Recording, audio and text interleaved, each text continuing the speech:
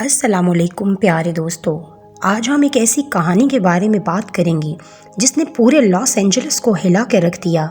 یہ وہ کہانی ہے جو ہر انسان کے دل میں خوف اور حیرانی پیدا کر دیتی ہے۔ لاس اینجلس کی آتش زدگی کا واقعہ جس نے سینکڑوں زندگیوں کو متاثر کیا، لاکھوں ڈالر کا نقصان پہنچایا اور زمین کا بڑا حصہ راکھ میں بدل کر رکھ دیا۔ تو آئیے جانتے ہیں کہ یہ تباہی کیسے آئی اور اس کے کیا اثرات تھے۔ پوری ویڈیو کو اینڈ تک دیکھیے گا، اور اگر آپ ہمارے چینل پر نئے ہیں تو چینل کو سبسکرائب بھی ضرور کیجیے گا، تاکہ پر ظلم کی انتہا ہوتی ہے جب انسانیت اپنی سب سے بدتر حالت میں پہنچتی ہے، تو پھر قدرت کا رد عمل انتہائی سنسنی خیز اور عبرتناک ہوتا ہے۔ وہ رد عمل جو ہمیشہ کے لیے تاریخ کا حصہ بن جاتا ہے۔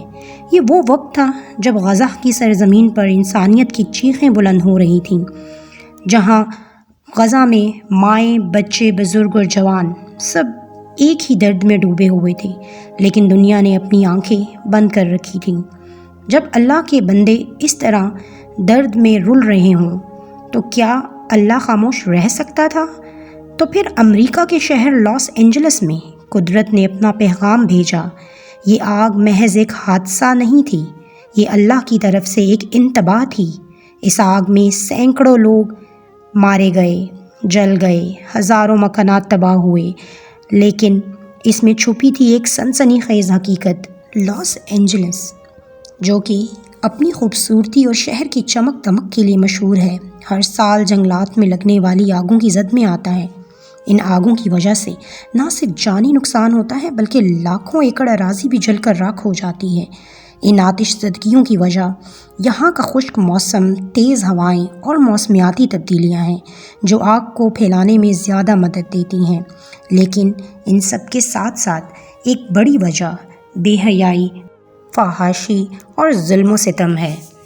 لاس اینجلس میں ہونے والی آتش زدگی کو دیکھا جائے تو اس کے کئی اسباب ہو سکتے ہیں، جن میں قدرتی آفات اور انسانی غلطیوں کا بھی دخل ہو سکتا ہے، مگر اسلامی تعلیمات کے مطابق جب انسان اللہ کے راستے سے ہٹ کر گناہ کرنے لگتا ہے تو اللہ کی طرف سے عذاب آ سکتا ہے۔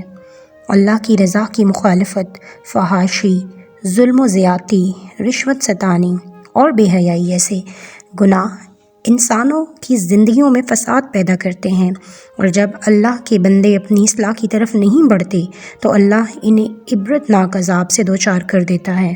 قرآن مجید میں اللہ تعالیٰ نے فرمایا، اور جب ہم کسی بستی کو ہلاک کرنے کا ارادہ کرتے ہیں تو ہم وہاں کے خوشحال لوگوں کو پہلے عذاب میں مبتلا کر دیتے ہیں تاکہ وہ گناہ کریں، پھر ان پر عذاب آتا ہے۔ لاس اینجلس کی آتش زدگی جیسے سانحات ہمیں یہ سبق دیتے ہیں کہ ہمیں اپنی زندگیوں میں اللہ کی رضا کی کوشش کرنی چاہیے۔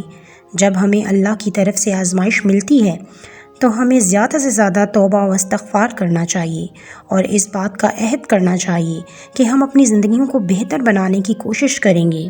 حضرت محمد صلی اللہ علیہ وآلہ وسلم نے فرمایا، جب تم پر کوئی آزمائش آئے تو اللہ کے ساتھ اپنے تعلق کو مضبوط کرو اور توبہ و استغفار کرو تاکہ تمہیں اللہ کی طرف سے معافی اور برکت مل سکے۔